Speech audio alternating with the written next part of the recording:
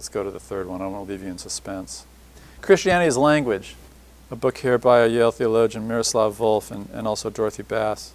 Practicing Theology, Beliefs and Practices in Christian Life. Speaks a little bit to this way of seeing. This is Limbeck's favorite picture. So this is his favorite. Christianity is not an idea the way it's treated in the first one. It's not a feeling like the way it's treated in the second one. Christianity is a life. And it's a life with a particular language. And that particular language arises out of the specific forms of life it takes. This will make most sense if I give you some analogies. Who plays a sport that you're proud of that's relatively well known? Yeah? Soccer, great. So, what's a yellow card? What's offsides? Etc. What's a goalie? Those words all have their meaning from within the game. The words actually have different meanings in other contexts. If you're in a trade, if you're in a certain profession, if you're in a sport, you have a jargon to your profession, right? You have words that people don't understand the first day they come to work, and they have to learn the terms. That's because language arises from the midst of our lives. And so it's bound together with that life. Then the substance of Christian faith isn't knowledge and it's not experience, it's the life. It's the specific Christian practices that comprise Christian life. Prayer, hospitality, communion, etc., baptism, worship. And it's acquired the way any vocabulary is acquired, by indwelling or by practicing the practice, by walking the walk, living the life. How'd you learn English? You probably learned English by just living the life of a 1-year-old and a 2-year-old and a 3-year-old and a 4-year-old. Did you learn Christian faith the same way? Whether it started when you were 1 or whether it started when you were 16. How did you learn soccer? Probably they didn't give you a book and said, here's the worldview. Now, make your decision. Probably by handing you a ball and saying, go and run and dribble. And you were probably pretty bad at it at first. But the more practice, the more instruction, etc., you actually took on that way of life, and it probably has shaped you as a person. Why do sciences all have labs? Why are labs so important in science? Because you got to indwell it, you got to do it. You got to feel the stuff as you use it. And that's to say, and this is the bold claim in this camp, that without living and using the language of faith, we will not know God in Jesus Christ. Any more than you'll know soccer without playing soccer.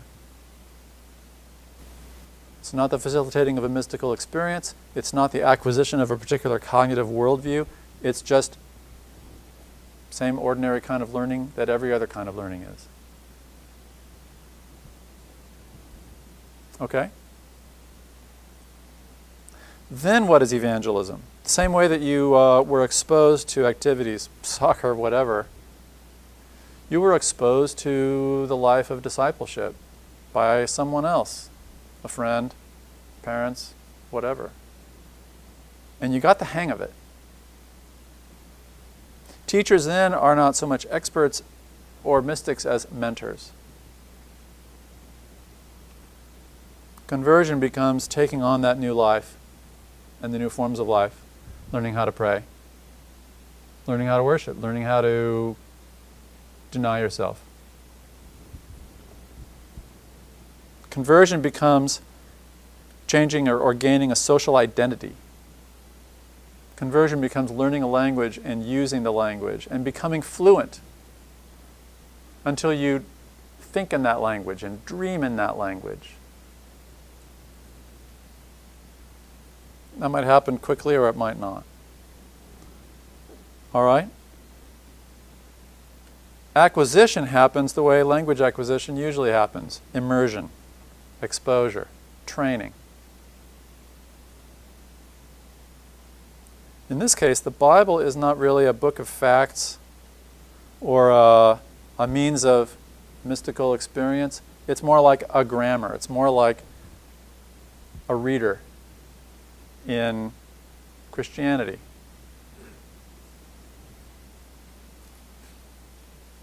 That really arises out of the life of faith of God's people. And as we read along, we learn that life of faith that we then share with them. What kind of worship services does this picture generate? Well, more ethical, maybe more liturgical, where it's not just about promoting a feeling or transmitting information, but training. Let me give you a couple of questions and then we'll stop it there. Is our knowledge of God basically a social good? Like, is your community's faith, is your church's faith, is that your knowledge of God? Is this all just a construction, just a social construction with no connection with reality? That sounds like we're back in relativism now. You might answer back, well, is soccer real?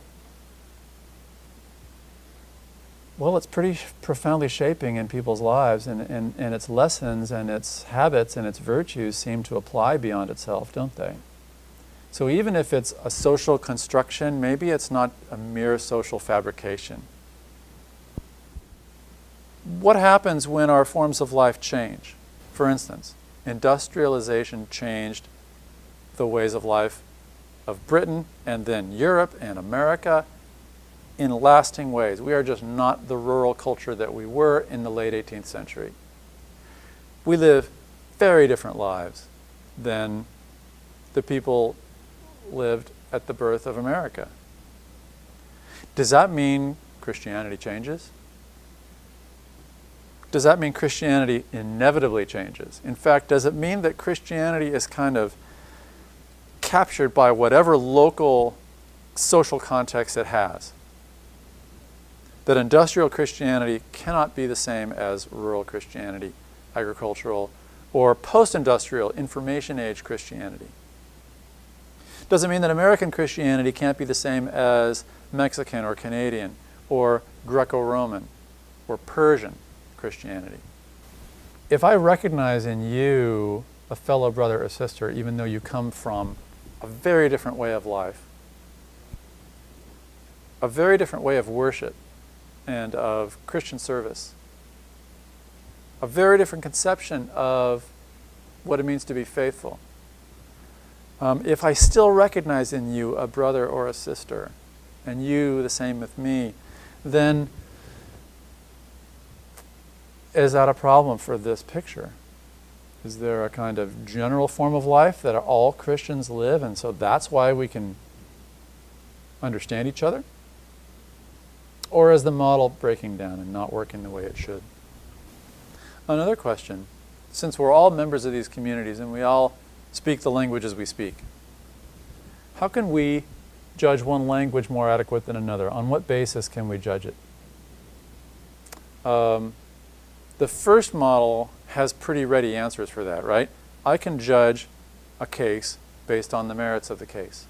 The second one basically says they're all relatively good. Some are better than others, but they really don't give us much reason to be able to discern which one is better than another. Well, here, if Christianity is a life with the jargon that comes from it, how do we judge this life and this language to be better than others? There's no neutral standpoint from which to judge, right? Because we're all products of our communities. We all have imaginations that are already formed by our fluency. We have to do it then inside. We have to make those judgments from inside instead of outside. There are languages where it's easier to say something you need to say, and there are languages where it's very difficult. there are sports that form your character in certain ways and other sports that form your character in very different ways. There are ways of life that are destructive of human life, and there are other ways of life that are conducive to human life.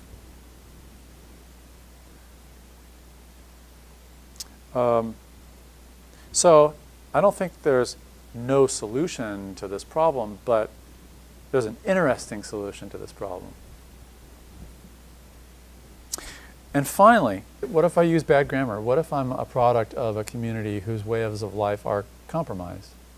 What if I grow up in a church where corruption is the order of the day? What if I grow up in a church that doesn't practice love of God or love of neighbor very well? And so I might be fluent, but I'm fluent in the language of an inadequate form of life. If we're all fallen, if we're part of a world that needs redeeming, and if we still need some of that redemption, then is our life inevitably distorted, and is our grammar, our language, our Christianity therefore distorted? As a matter of fact, Christian life includes provisions for inadequacy, doesn't it? Some of our practices are things like confession, rebuking, correction, learning, excommunication. So it may be that that a cultural linguistic picture of Christian faith has room to answer this objection or others. Nevertheless, it's an interesting question, and it's a real problem. It's sort of the equivalent of, if the facts in the case are problematic or the judge's judgment is warped, how can you get to a good answer? And if sin corrupts our reasoning, what do we do about our judgments? It seems like they always might fall short. A last word or two. Our churches are all over the map on this stuff. And as you said, I think in different ways we've appropriated all three. The first of these three visions really springs from early modernity, from the 16th, 17th, 18th centuries, and its way of conceiving knowledge as really primarily factual. The second comes from a more late modern perspective that privileges experience, even interior experience. And the third is emerging under the conditions of post-modernity, under the conditions of a world that's moving beyond the Enlightenment into somewhat unfamiliar territory. Although interesting, the territory of the postmodern age can have a lot more resemblance with pre-modern life than modern life. So that's why some of the pictures of Christianity that look more like the third model are actually pre-modern. A Catholic Mass, a Christian liturgical year, a monastic life, or biblical mission. In the mid-19th century, the liberal Christian tradition was born, and it just spread like wildfire, and it flourished in both Catholic and Protestant circles from the mid-19th to the mid to late 20th centuries. Conservative Christianity really remained in the first camp, from the fundamentalists of the beginning of the 20th century onward to today. Although conservative Christians have recently been moving from the first model into the second model. I think that's why when I was describing the first model, people were nodding, and then when I was describing the second model, the same people were sometimes nodding and wondering, wait, I thought I was in one camp and now it looks like I'm in another. Well, evangelicalism is making the moves that liberal Christianity made 80, 90 years ago. The culture wars that we're very used to in this culture come down really often to a battle between the first camp and the second camp. Conservatives and liberals. I'm going to leave you with, well, I'm not going to leave you yet, but I want to plant this thought. Before the Enlightenment, before the philosophy that created these things, there weren't liberal Christians and conservative Christians. In the 13th century, in Thomas Aquinas' day, there weren't liberals and conservatives. Can you imagine a world without liberals and conservatives? You can if you're a historian. They exist because of the philosophical landscape that's our landscape. I too am a fan of the third one. But I think there are reasons why the first and second one are as powerful as they are. Some good reasons as well as some bad reasons. What kind of thing is Christian faith in Luke chapter 10? I think the third camp, that third model, where our speech about God is language that arises out of a life of discipleship. I think that model actually has more room, not just for the insights of the other two, for the experiential dimension of our relationship with God, and for the cognitive aspect of our tradition, but also of the kinds of responses that Jesus gives again and again. Do this and you will live. Not everyone who just says, Lord, Lord, but the one who does the will of my Father in heaven. What kind of thing you think Christian faith is going to affect even what you do with the Gospels, even what you do with Paul or other biblical passages, or how you understand the story of Israel, or how you understand the mission of the church.